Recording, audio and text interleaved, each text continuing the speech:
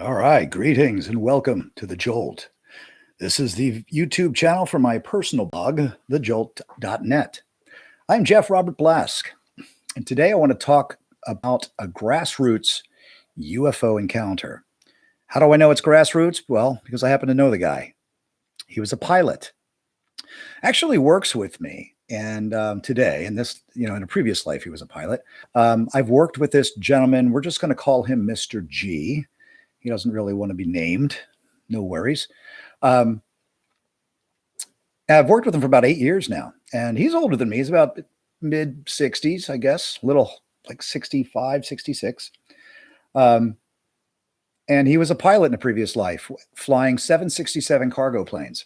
And he flew a lot. He went, South America, North America, Europe, all over the world. Lots of, back and forth over the United States a lot. And this is a grassroots story because we just happened to be in my office talking just this past week. And I've heard pilot stories before, but on my desktop computer wallpaper in my office, I have a UFO image. And he's like, "Oh, what's that?" I said, "Oh, it's a UFO, blah, blah, blah." He's like, "Oh," he goes, I saw a UFO. Really? When? So check this out. This is a pretty cool story. It was back in 2004, roughly. And they were on a flight from Southern California, I think he said San Diego, flying to Cleveland, Ohio. And I say they because it was him, another pilot, and a co-pilot. So there was 3 men in the cockpit. Hence the name cockpit. Sorry, there's some humor. Anyway, and it was around 6 p.m. Central Time. They were flying somewhere over Kansas, he said. He doesn't really remember exactly where, but they were around 30 to 32,000 feet, just cruising along. Skies were clear. They were above the clouds. And they saw what Mr. G described as, it looked to him like a strip mall or shopping center. That's what they saw, like the front. If you were looking at the front facade of a shopping center, it looked like this long rectangular object, right? And that actually had bright white, what looked like windows. So he used the analogy of a shopping center, a lit up shopping center. And this thing was hovering above them at approximately, he thought, about 45 to 50,000 feet. Now, it wasn't just him that saw it. It was the other 2 gentlemen in the cockpit as well that saw it. And all 3 of them were trying to debunk it, trying to figure out what it was. Could it be a reflection? Could it, what is it? But nope. It was there. It was to the north of them, up at around 50,000 feet.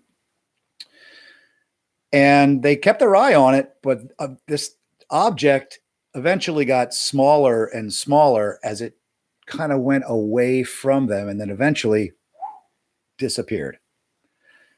No one spoke about it ever again, nor did they report it. He goes, back then, he goes, you wouldn't have been able to fly. They would have called you crazy. So no one said a thing about it. Very sad, but thank goodness, recently, especially after the release of the Pentagon UAP report, we've started to see a lot of people coming out of the woodwork, more so even since 2017. Pilots, not just military, passenger planes. This particular gentleman, Mr. G, who I know personally, again, he was flying a cargo plane, a 767. I have no reason to doubt him whatsoever.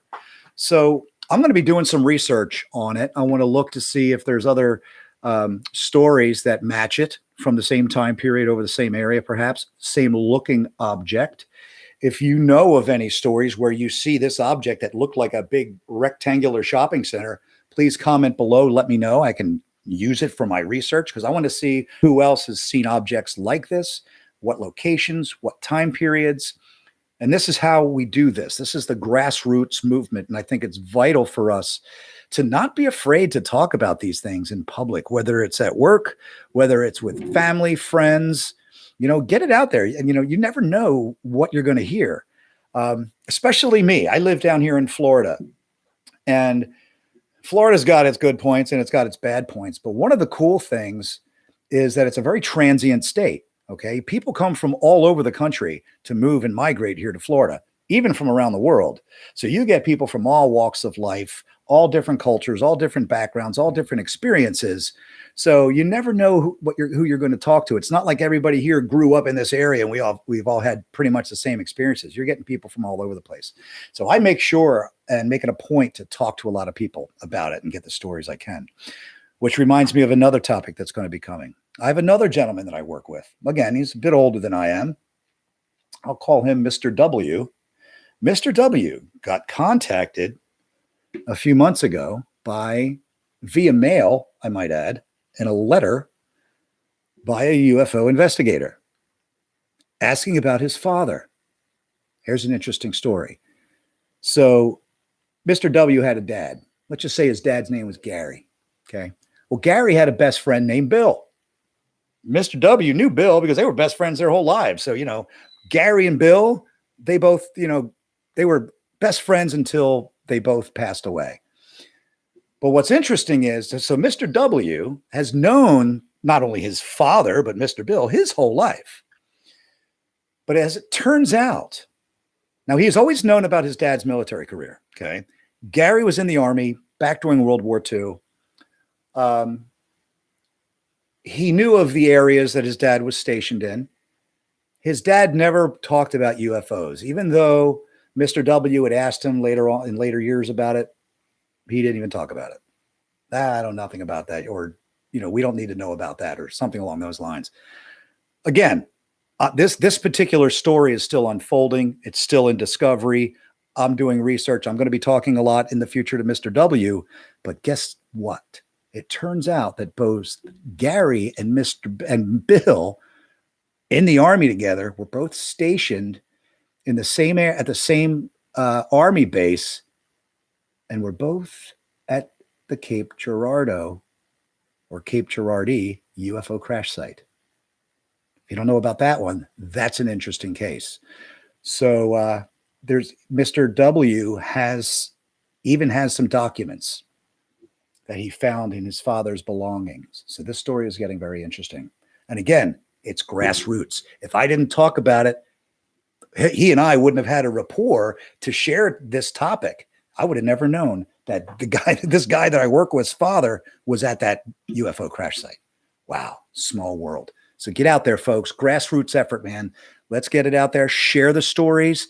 You can always reach out to me at The Jolt.